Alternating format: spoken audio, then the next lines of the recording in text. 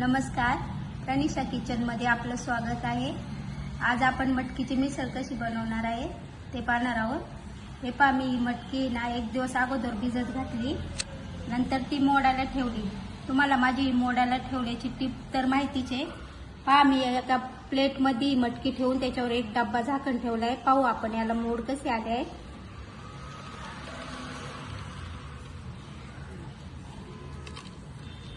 पहा, या मटकीला किती छान मोड आले आहे। आता आपण ही मटकी ना स्वच्छ, या मटकीला आपल्या किती छान मोड आले आहे। आज आपण याची मिसळ बनवणार आहोत। आता ही मटकीने स्वच्छ पाण्याने धुवून घ्यायची आहे आणि थोडीशी तिला वाफ घ्यायची आहे। तर चला तर आपण पाहू। गरम झालं का थोडीशी जिरी मोहरी टाकायची आणि ही धुतलेली मटकी ना ह्याच्यात टाकून घ्यायची।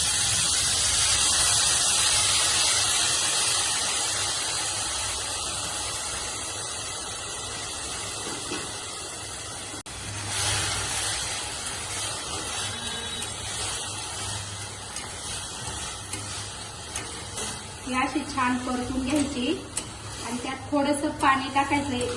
5-10 मिनिटं जरा वाफवून घ्यायची। तोपर्यंत आपण आहे ना मिसळ, आता याच्यावर झाकण ठेवून 5 मिनिटं असंच ठेवायचं आहे। तोपर्यंत आपण मिसळला हे कांदा लसूण ते सगळं कापून घ्यायचं। हे पहा, आता मटकीची मिसळ बनवण्यासाठी मी 3 टोमॅटो घेतले आहे, 4-5 कांदे सोलून घेतले आहेत, थोडंसं खोबरं, कोथिंबीर, अद्रक आणि लसूण पाकळ्या घेतल्या आहेत थोड्या। आता हे मी सगळं कापून घेणार आहे।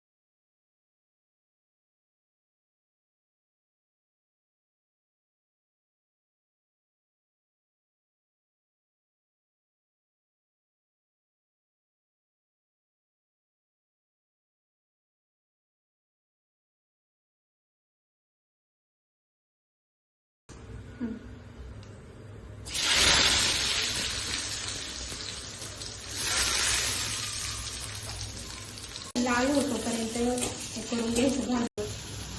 पहा, आता एक कांदा असा लालसर झाला ना का टोमॅटो त्यात टाकून घ्यायचं। पहा, आपला कांदा टोमॅटो छान परतून झालेला आहे। आपण आता याचं वाटण तयार करणार आहे। कढईत 1 चमचा तेल टाकायचं।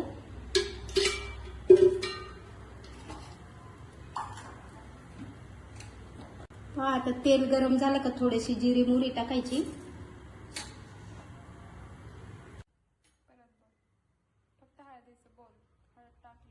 आणि फक्त थोडीशी हळद टाकायची। त्यात छोटासा आहे ना कांदा बारीक केलेला टाकला आहे फोडणीसाठी। हे मी मिसळ बनवण्यासाठी वाटून घेतलं आहे, ते मी आता याच्यात टाकणार आहे कढईत।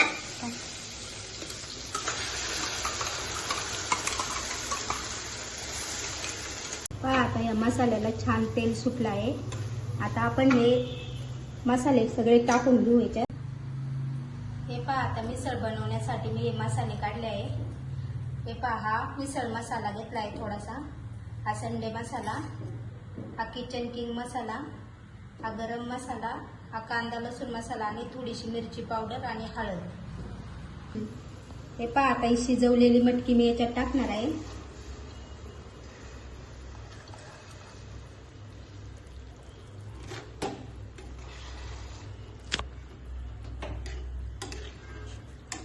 आणि मी मिसळला पाणी गरम करायला ठेवलेलं आहे टाकायसाठी।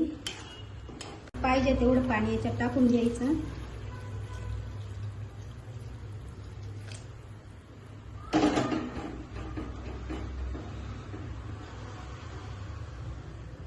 पहा आपली मिसळ खूप छान तयार झालेली आहे. छानपैकी अशी उकळी येऊन द्यायची.